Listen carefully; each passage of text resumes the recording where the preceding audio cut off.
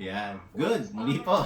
Magandang hapon po sa inyo lahat. Welcome po sa ating Bible study, sa ating pong mga kasama. Magandang araw po sa inyo.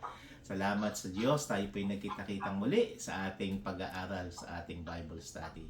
Welcome po sa ating mga kasama ngayon sa ating pag-aaral.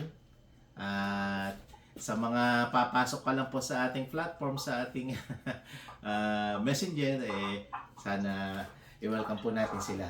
So magsimula po tayo mga kapatid. Magandang araw po sa inyo lahat. Humingi po tayo ng gabay, patnubay sa ating Panginoon sa ating pag-aaral na gagawin. So shall we go to the Lord in prayer? Shall we pray?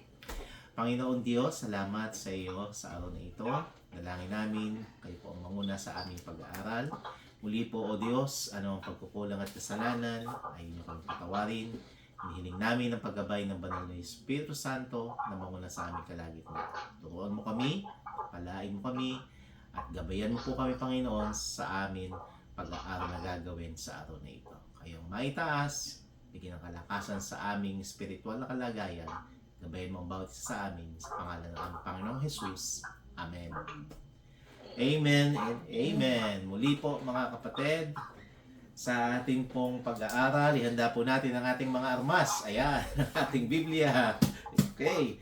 At tayo po ay babasa na sa salita ng Panginoon. Buklatin po natin sa Book of John. The Gospel of John, chapter 1. Matthew, Mark, Luke, then you have John. Pang-apat na aklat po sa Bagong Tipan. John chapter 1. Sisimulan po natin sa verse 1. Ayan. So, Ayan. Ayan. Brother Del, verse 1 ng John chapter 1. Babasahin po natin ito hanggang makita po natin yung magandang mensahe sa atin ng Panginoon. Pero simulan po natin sa verse 1. Pakibasa po. Chapter 1 ba, Pastor? Opo. Chapter 1, verse 1. Chapter 1, verse 1. Yan. Nang pasimula siya ang berbo, at ang berbo ay Sumasa Diyos. sumasa Diyos, at ang berbo ay Diyos. Ayan. Napansin niyo po yung paulit-ulit na salitang berbo, di ba? Sir Cecil, ano yun sa English, yung berbo? Please read mo nga sa English version. In the beginning. In the beginning was the Word, and the Word was with God, and the Word was God. O, tignan po ninyo, di ba? Yung berbo, na binasa si Brother Del, pakinggan mo sa Joan. Yung berbo sa English, word. Ano daw po yung word? Berbo sa Tagalog. Sa Greek po, kasi yung New Testament nasulat sa Greek eh. So sa Greek word, sa lingwahe, ibig sabihin ng berbo o ng word sa English, it means in the Greek, yung logos yung pinaka salita ng Diyos. Pero ano po ang sabi? Nang pasimula, in the beginning. So magtitingnan po ninyo yung pinaka-senaryo nang pasimula ay ang berbo, siya ang berbo. Ano yung sabi sa sumunod? At ang berbo ay sumasa Diyos. In the beginning was the Word, and the Word was with God. At ano ang sabi? At ang berbo ay, ano ang sabi? Diyos. Oh. So para bang kung babanghin natin, in the beginning was the Word, the berbo, and the Word was with God, and the Word was God. So, explanation po na yung word na ito, yung berbo, hindi lang siya nang pasimula, sumasa Diyos, at yung sumasa Diyos na ito, ano ang sabi? Ay Diyos. Okay? So, yung word po maliwanag, tinawag na Diyos. Bakit? Verse 2, ano ang sabi? Ito rin, pakibasa po. Ito rin nang pasimula ay sumasa Diyos. So, same thing. Yung panimula, yung pasimula, di ano sabi? Sumasa Diyos. Kaya, naalala niyo po yung salitang in the beginning, yung salitang ng pasimula. Yung word na yun, saan po ninyo naaalala sa Old Testament? Di ba sa Genesis chapter 1? Genesis. Di ba? Ano sabi sa Genesis chapter 1? In the beginning, God. God agad, di ba? Kaya kung papasinin mo, Genesis 1:1, in the beginning, ganun din eh. Diyos. Kaya bago pa lalangin ng Diyos ng sanlibutan, may Diyos na. Pero anong sabi sa Diyos niyon? Verse 2, Brother Rodel, pakiulit mo nga. Ito rin, Ito rin ang pasimulay sumasa Diyos. o sino yung ito na yon? Yun yung berbo. Sino yung berbo? Yun yung word. Sino yung word? Verse 1, sumasa Diyos at ang berbo ay, anong sabi? Diyos. So maliwanag po, yung berbo na ito ng pasimula, hindi lang siya sumasa Diyos. Anong sabi? Ito rin ay Diyos. Bakit naging Diyos? Bakit Diyos din siya? Sino ba yung berbo na ito? Tingnan po ninyo. Verse 3. Pakibasa mga uli, Brother Rodel. Ang lahat ng mga bagay ay ginawa sa pamamagitan niya. At alinman sa lahat ng ginawa ay hindi ginawa kung wala siya. O, tingnan nyo maliwanag yung pagkabanggit eh. Ano raw? Ang lahat ng mga bagay ay ginawa sa pamamagitan niya. Sino yun? Yung berbo. So yung berbo kasama sa paglalang. Di ba? Kasi lahat daw ng mga bagay nilalang sa pamamagitan niya. Sa English ang sabi doon, all things were made by Him. Right? Kaya sa paglalang, anong sabi doon? Kasama siya. Sino yun? Yung berbo. Sino yung berbo? Yung sumasa Diyos. Sino yung berbo na sumasa Diyos? Yung Diyos.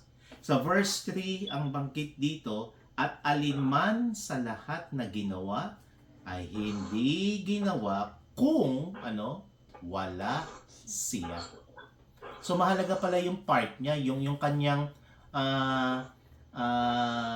participation. Ano si Royet? Yung participation, yung kanyang ano sa Tagalog participation, yung kanyang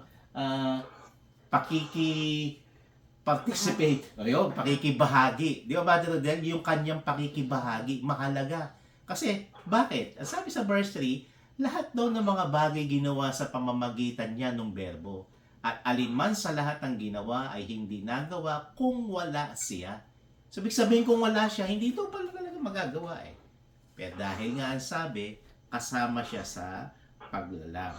Now, verse 5, ituloy mo, Brother Rodel. At ang verse 4. Verse 4 muna and verse 5. Nasa kaniya ang buhay, at ang buhay ay siyang ilaw ng mga tao. Verse 5. At ang ilaw ay lumiliwanag sa kadiliman, at ito'y hindi napag-uunawa ng kadiliman. O, di ba? Yun daw berbo na ito na sumasa Diyos, na siyang Diyos, kasama sa paglalang, siya ay kasama doon.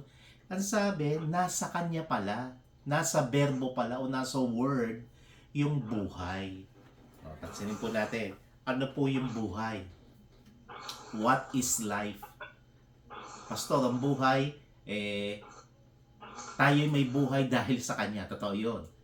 Pero ang sabi nga sa verse 4, nasa Kanya ang buhay at ang buhay ay siyang ilaw ng, alin? Mga tao.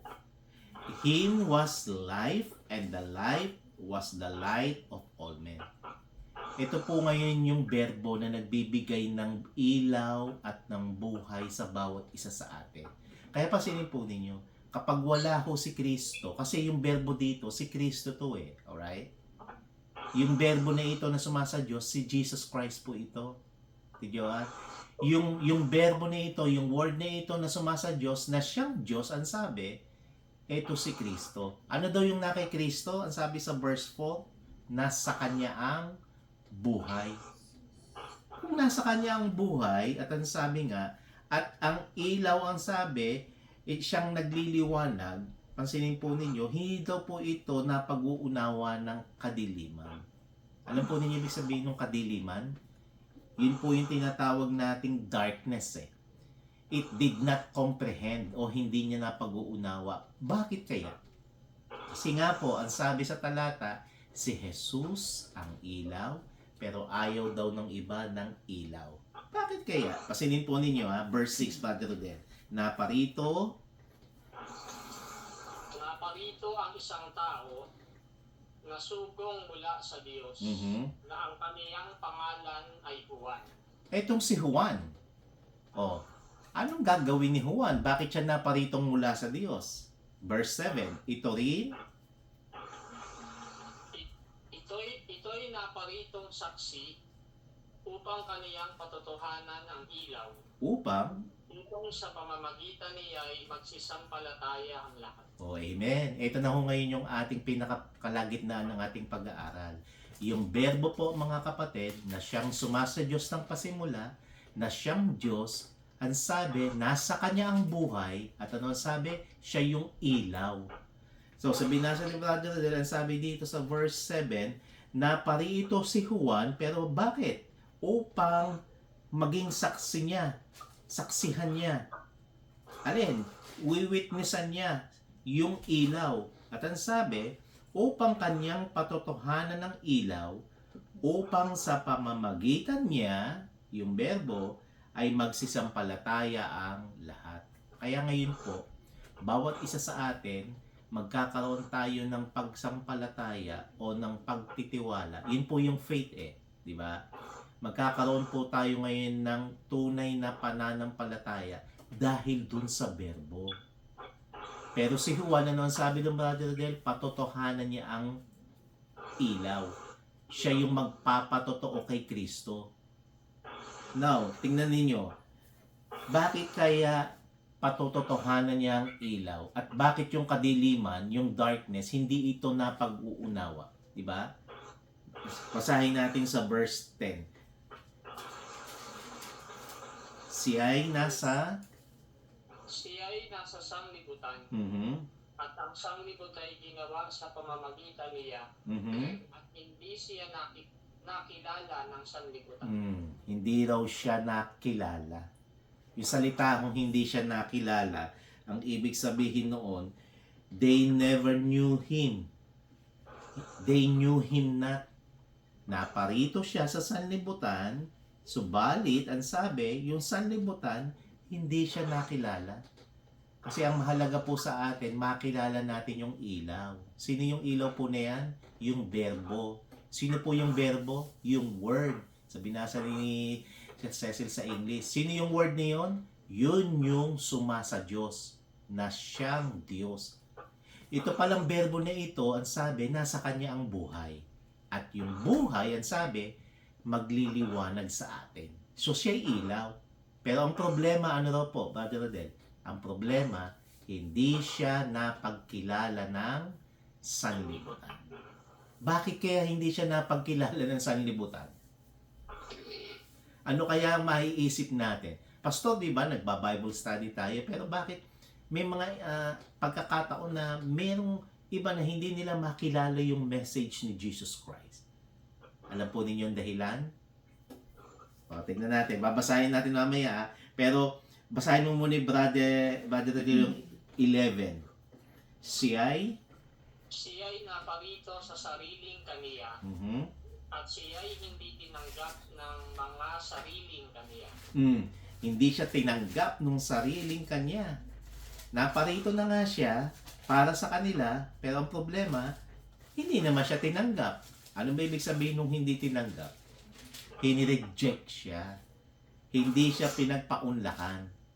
So si Kristo lumapit sa atin, si Kristo nangaral sa atin, si Kristo may ilaw na dala sa atin, liwanag ng buhay, pero ang sabi, hindi siya napagkilala. Bakit kaya hindi siya napagkilala? Ano bang problema doon? Ipitan po ninyo yan, 2 Corinthians chapter 4. Buksan po natin. 2 Korinto. Ito po yung dahilan Bakit yung ilan, hindi lumiwanag sa kanila, madilim pa rin. Yung salitang ng Diyos na ilaw. 2 Corinthians chapter 4, verse 3 and verse 4. Ito po ang isa sa dahilan. Alright? Ano ang dahilan, Pastor? Bakit minsan yung salita ng Diyos na ilaw hindi mapag-unawa at hindi lumiwanag sa mga tao at nire-reject nga ang sabi? Brother Rodel, pakibasa mo ang verse 3 and verse 4. At kung ang aming ebanghelyo ay natatakluban pa, ay may talukbong sa mga napapahamak Papahamak.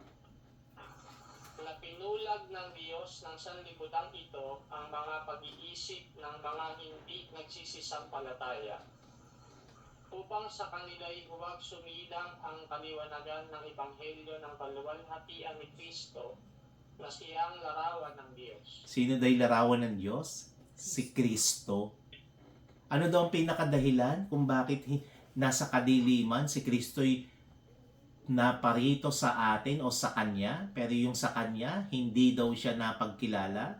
Ang sabi ni Apostle Paul dito, at kung ang aming ebanghelyo'y natatalukbungan pa. Ano yung tatalukbungan? Yung nakatakip, di ba? Nakatakip di ba? Kaya pag nakatakip, kahit nakatalukbong, hindi mo ka makikita. Bakit? Ang sabi, ay nakatalukbong sa mga napapahamak. Ano yung reason sa verse 4? Na binulag ng Diyos ng sanlibutang ito. Sino yung Diyos ng sanlibutang ito na bumulag? Yung Diyos, hindi ho yan yung Diyos na makapangyarihan. Ito po yung Diyos ng sanlibutan. Sino yun? Walang iba po kundi yung kaaway. The devil. Okay? Sino yun? Binulag ng Diyos ng sanlibutan ito ang mga pag-iisip. Napasin niyo yung talata na yun. Meron palang mata ang isip, pastor. Bakit? Binulag daw ng Diyos ng sanlibutan ito yung ating pag-iisip. No, ituloy muna natin. Ang binulag ng Diyos sa sanlibutan ito ang mga pag-iisip ng mga hindi nagsisisampalataya upang sa kanila'y huwag sumilang o magliwanag ang kaliwanagan ng Ebanghelyo ng kaluwalhatian ni Kristo na siyang larawan ng Diyos. Kaya pala, sa iba na natatalukbungan pa, sa bawat isa na nire-reject nila yung ilaw, yung verbo, yung word, ang dahilan pala, meron palang bumubulag sa pag-iisip ng mga tao.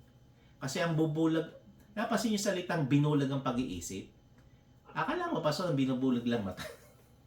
Ang ibig sabihin po nun, yung ating pong spiritual na aspeto, okay, yun po yung bubulagin sa atin, yung kaisipan natin na, kada mag-Bible study, sayang lang oras, di ba?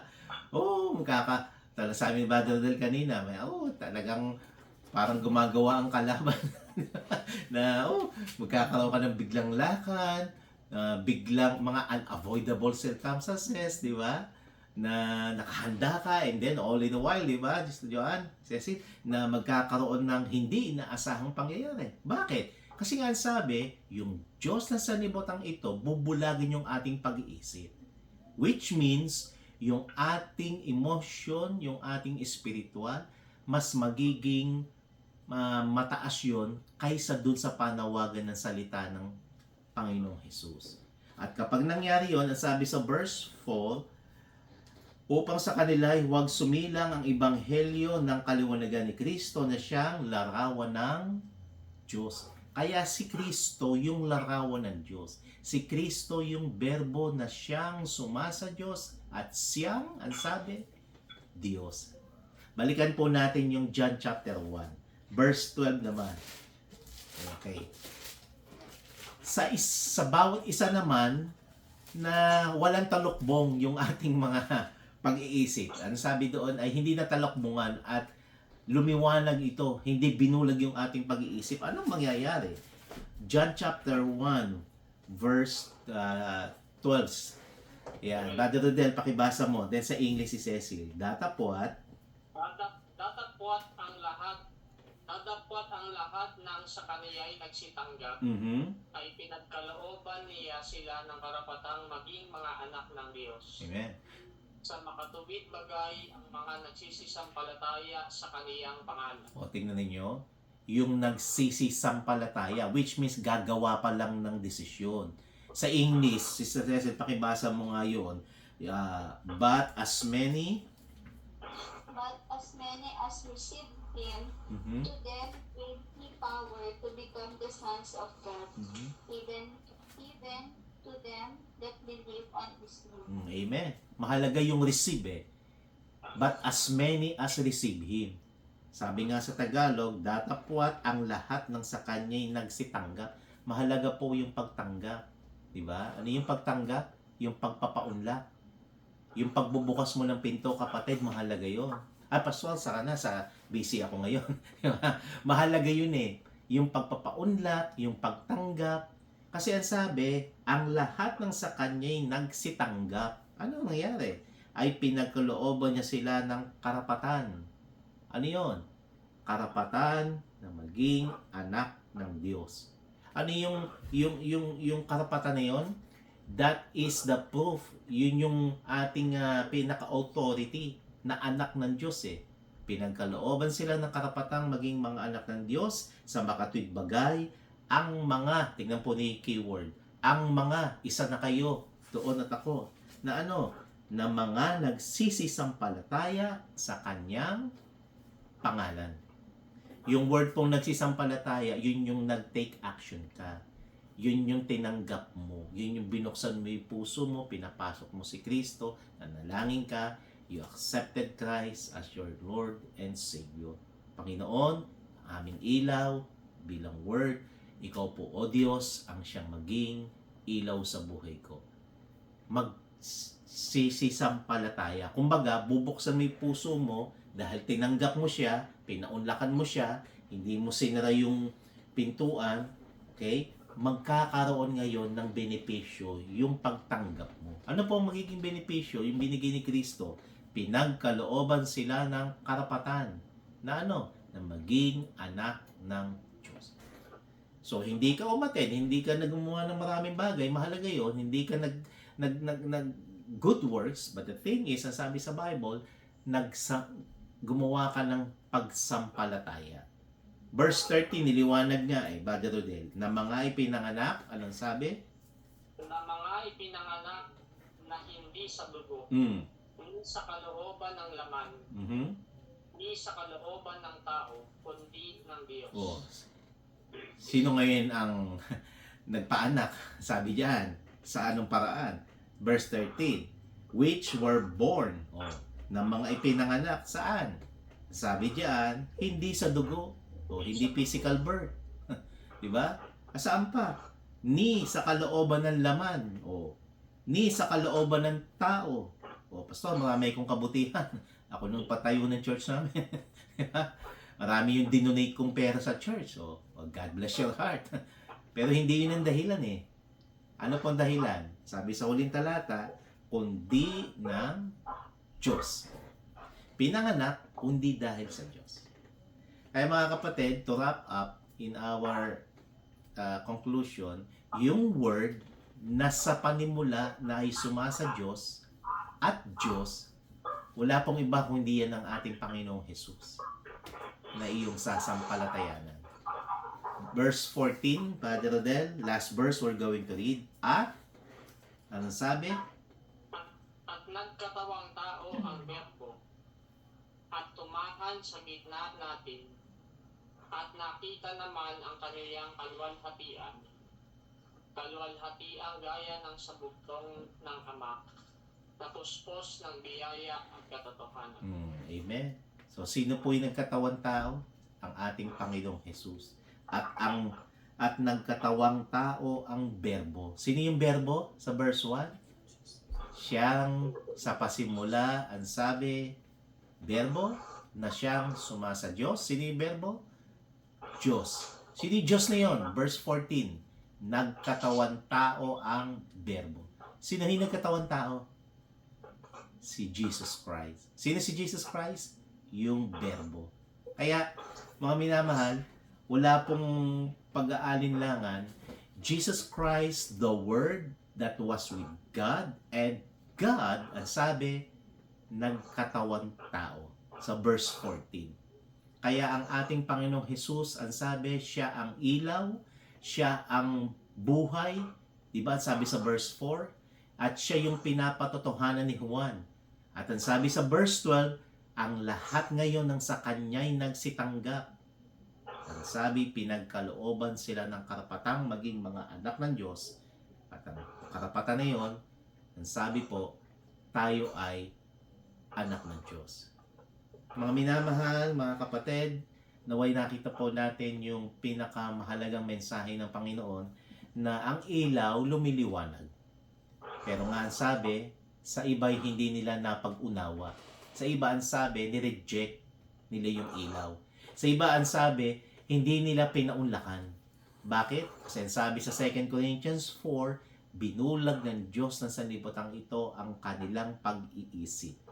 So, the more na dapat sila ay magbigay ng nyaya o paunlak sa salita ng Diyos, patuloy nilang hinarangan. That's the problem. Mahirap po yun. The more po na tayo ay hindi maging bukas sa salita ng Diyos, the more na hindi mo natin makikita yung plano at yung message at po yung pinaka gantimpala ng Diyos sa atin. Mapapansin niyo naman yun eh.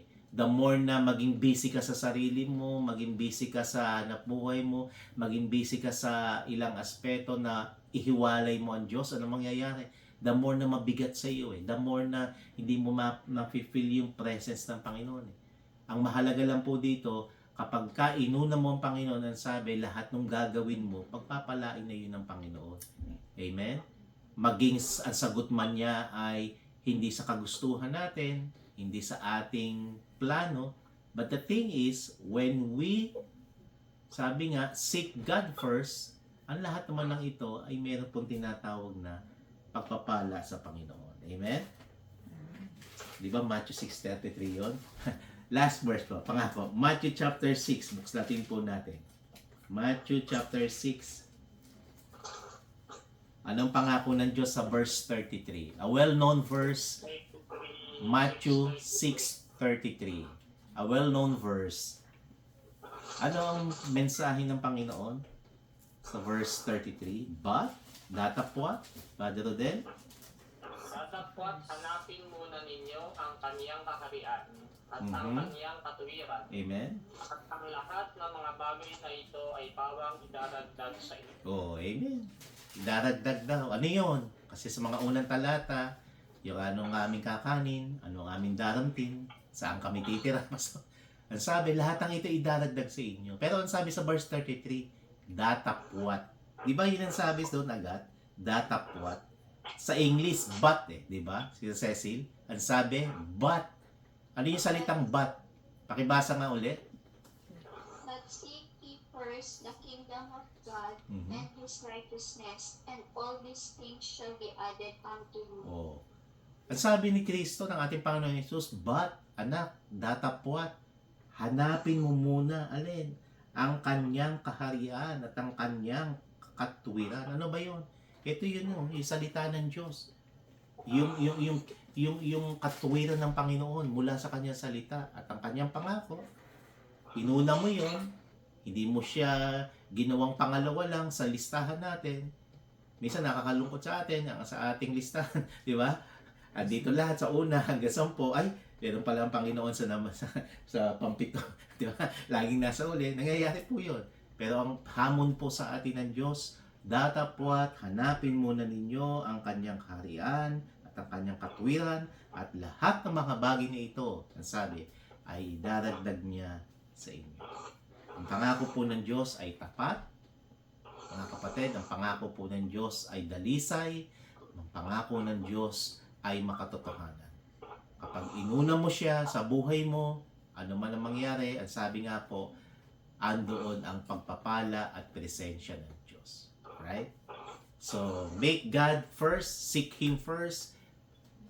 Let God, let Christ, the Word of God, the Verbo, sabi nga, be the center in your family, in your life, in your job, in your studies, ano man pong aspeto.